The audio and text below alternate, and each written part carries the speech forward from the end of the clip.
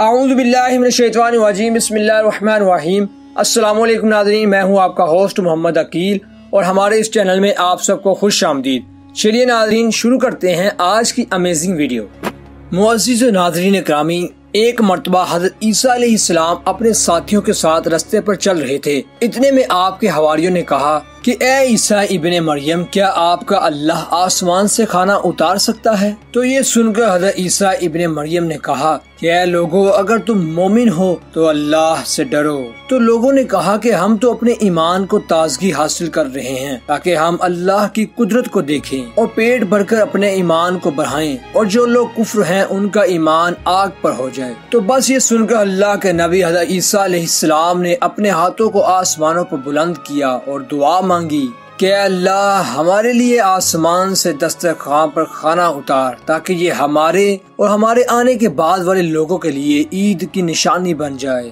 बेशक तू बेहतरीन रिज़्क देने वाला है। बस जैसे ही अल्लाह ने हज़रत ईसा अलैहिस्सलाम की दुआ सुनी तो लोग फरमाने लगे कि ईसा, तुम्हारे अल्लाह ने तुम्हारी दुआ कबूल कर दी। लेकिन अल्लाह ने हज़रत ईसा अलैहिस्सलाम से कहा गया, ईसा, अगर इन लोगों ने दस्तरखान से खयानत की तो इन लोगों के लिए ऐसा अजाब होगा जो आने वाले लोगों के लिए, नस्लों के लिए इबरत बन जाएगा।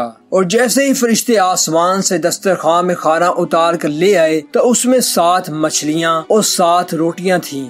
और एक रवायात में है कि एक बड़ी मछली खूब पकी हुई और कुछ सब्जियां वाली रोटियां मौजूद थीं। और एक रोटी पर लोगों ने ज़ैतून, एक पर शहद और एक पर घी, और एक रोटी पर पनीर और एक पर गोश्त की बोटियां थीं। तो जैसे ही ईसा अलैहिस्सलाम के उन लोगों ने यानी हवारियों ने इस दस्तरखान को देखा तो उनमें से एक शख्स जिसका नाम शमून था, जो अपनी कौम का सरदार था, और वो कहने लगा कि ए अल्लाह के नबी, क्या ये दस्तरखान दुनिया के खानों में से है या आसमानों के खाने में से है? तो अल्लाह के नबी हज़रत ईसा अलैहिस्सलाम ने फरमाया, ना ये दस्तरखान दुनिया के खानों में से है और ना ही आसमानों के खानों में से है, बल्कि तुम्हारे परवरदिगार ने अभी अभी इजाद कर कर तुम्हारे लिए उतारा है। और फिर आप फरमाने लगे कि खूब पेट भर कर खाओ और इसमें खयानत ना करना और इसको कल के लिए जखीरा ना करना। अगर ऐसा करोगे तो अल्लाह का अजाब तुम पर आ पहुंचेगा। लेकिन अफसोस, और वो लोग ऐसा करने लगते हैं यानी खयानत करने लगते हैं और कल के लिए थोड़ा थोड़ा जमा करना भी शुरू कर देते हैं। और फिर बस जैसे ही रात हुई और लोग सोए हुए थे तो फिर अल्लाह का अजाब नाजिल हुआ। और फिर जैसे ही सुबह सूरज तलू हुआ और उनमें से कुछ खंजीर और कुछ बंदर बन जाते हैं और इधर उधर भागना शुरू कर देते हैं और अपने आप को नोचते रहते हैं। तो जैसे ही अल्लाह के नबी हज़रत ईसा अलैहिस्सलाम ने उनको देखा तो अल्लाह के नबी हज़रत ईसा अलैहिस्सलाम ने उनकी तरफ देख के दुआ की। तो बस तीसरे ही दिन और वो लोग अल्लाह की बारगाह में जाकर फना हो गए। और बेशक अल्लाह के नाफरमानों का यही हाल होता है। और अल्लाह पाक ने इस वाक़े को कुरान पाक की सूरतुल माइदा की आयत में महफूज कर दिया।